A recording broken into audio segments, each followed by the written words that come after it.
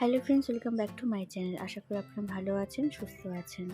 আজকে আমি বানিয়েছিলাম ছানা দিয়ে ছানার পায়েস, যেটা কিন্তু খুব সহজেই হয়ে যায়, আর যার জন্য কিন্তু বাইরে থেকে ছানাও কিনতে হয় না। ঘরেই কিন্তু আমি ছানা তৈরি করে নিয়েছিলাম, দুধের মধ্যে লেবু কেটে ছানা তৈরি করে নিয়েছিলাম। তো সেই ছানা দিয়ে বানাচ্ছি। তো ফার্স্টে এখানে প্যানে আমি দুধ নিয়ে নিয়েছি 500 লিটার। আর এই দেখুন, ছানাটা আমি ভালো করে জল ঝারিয়ে রেখে দিয়েছিলাম। আমি এখানে 1 প্যাকেট দুধের ছানা করেছিলাম, চাইলে আপনারা বেশিও করতে পারেন। তো এদিকে এখানে দেখুন দুধটা সুন্দর শর্ট পড়ে এসছে, এবং দুধটা ভালো করে জাল দিয়ে একটুখানি ঘন করে নিতে হবে।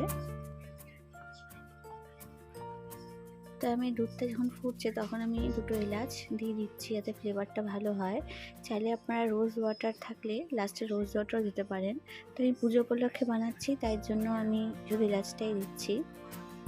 দেখুন দুধটা অনেকটা কিন্তু ঘন হয়ে এসছে। এবার আমি এর মধ্যে অ্যাড করে দেব, এখানে আমি প্রায় হাফ কাপ মতন চিনি অ্যাড করেছি। চাইলে কিন্তু আপনারা কনডেন্স মিল্কও ব্যবহার করতে পারেন। আমি এখানে চিনিটা দিয়ে করছি।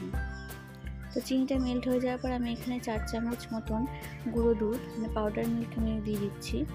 দিয়ে ভালো করে কিন্তু আমি মিশিয়ে নেব। এতে কিন্তু স্বাদটা খুব ভালো হয়। এটা অপশনাল, আপনারা চাইলে কিন্তু নাও দিতে পারেন। তো দেখুন দুধটা অনেকটাই কিন্তু ঘন হয়ে এসছে। আবার কেউ কিন্তু চাইলে এর মধ্যে কেশরও দিতে পারেন।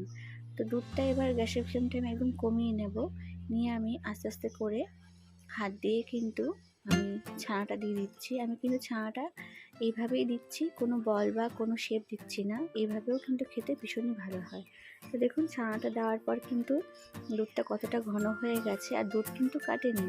আপনারা যদি এইভাবে রান্না করেন তাহলে কিন্তু কখনোই ছানাটা দেওয়ার পর দুধের মধ্যে কাটবে না।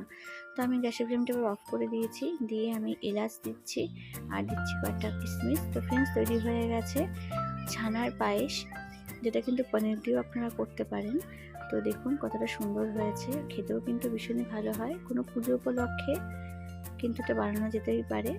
আশা করি আপনাদের রেসিপিটি ভালো লাগবে। তো ভালো লাগলে প্লিজ কমেন্ট করে জানাবেন, and please support my channel. যারা ভিডিওটা আমার এখনো অবধি সাবস্ক্রাইব করেনি চ্যানেলটি, তাদেরকে বলবো প্লিজ সাবস্ক্রাইব মাই চ্যানেল।